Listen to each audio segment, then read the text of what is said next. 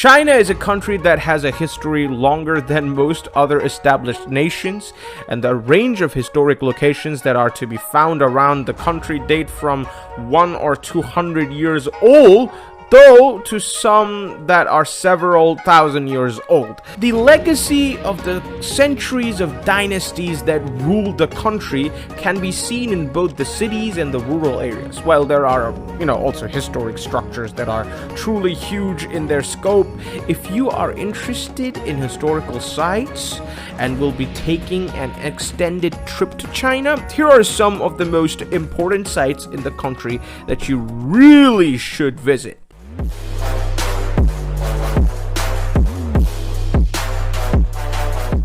Before we start with the countdown, please don't forget to subscribe to Trip Extreme and press the bell icon to watch our videos first. Number 10, the Bund, Shanghai.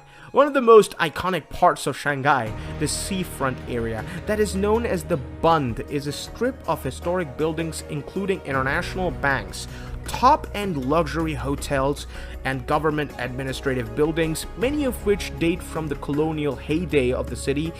The area is beautifully lit, and Board Boulevard in front of these lovely buildings makes it a great part of the city to explore.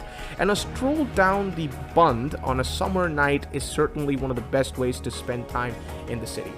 Number 9, the Potala Palace. The historic and iconic Potala Palace was the traditional home of the Dalai Lama, although hasn't been occupied by him since the mid-20th century, when the current Dalai Lama fled to India during the arrival of the Chinese forces in Tibet. Standing on an outcropping overlooking the city of Lhasa, the palace is very distinctive with its white and red color scheme and has thousands of sculptures and artworks, many of which can be seen throughout the area of the palace, which is an open museum.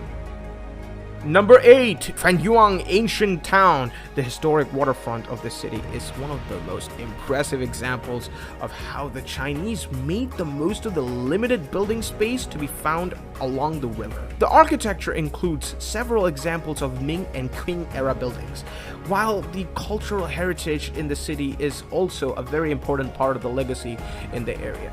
Number 7, St. Sophia Cathedral, Harbin. Harbin is a city that is one of the main trade gateways to Russia, so it is actually no surprise that one of the most historic buildings in the city is actually one of the cathedrals built by the Russian Orthodox Church in this part of the world.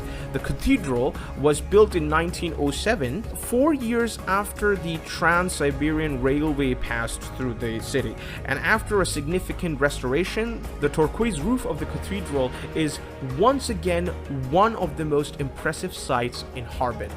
Number 6, Classical Gardens of Suzhou. Built between the 11th and the 19th centuries, this network of gardens is a series of designed gardens that were built by scholars who examined the best Chinese garden design at several points in a period that spans nearly 1,000 years.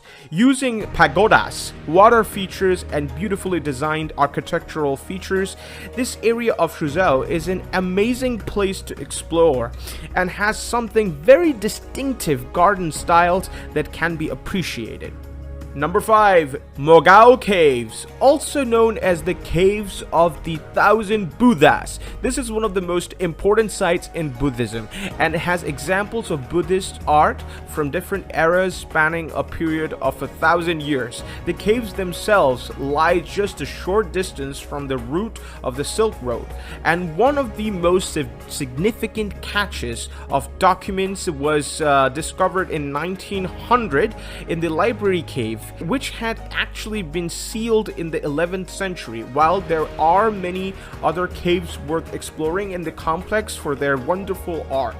Number 4, Terracotta Army, one of China's most famous historical sites. This amazing range of terracotta figures dates from around the 3rd century and has a huge number of different types of life-size figures, including horses, chariots, a cavalry section, and 100 of soldiers.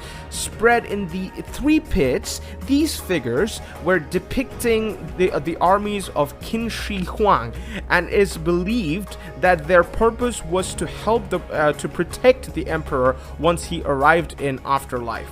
Number 3, Shaolin Temple. The heart of Shaolin Buddhism in China, this temple and monastery was first founded in 5th century and is now also important in the history of martial arts, as well as being a part of the religious legacy of the country. There are several impressive buildings as a part of complex, while there are also plenty of squares and training halls where the Kung Fu is practiced. Number 2, Great Wall of China. The Great Wall is one of the most famous parts of Chinese history, and today there are still several areas that the wall which can be visited. And while some parts are in the ruins, other parts of the wall are still safe and can be walked upon. Jinshanling is one of the parts of the wall where it can be seen stretching away over the hillsides ahead of you, while the impressive towers on the part of the wall at Mutinyayu near Beijing are another regularly visited part of the wall. Number 1, Forbidden City. Between 1420 and 1920, the Forbidden City was the heart of the administration of China, and the huge grand complex really does represent the wealth and the power of the royal dynasties that built and expanded on the amazing palace. There are several important buildings that have been built during the period that the Forbidden City was in full use, along with the protective walls, and the importance of this site also been marked by UNESCO, who marked the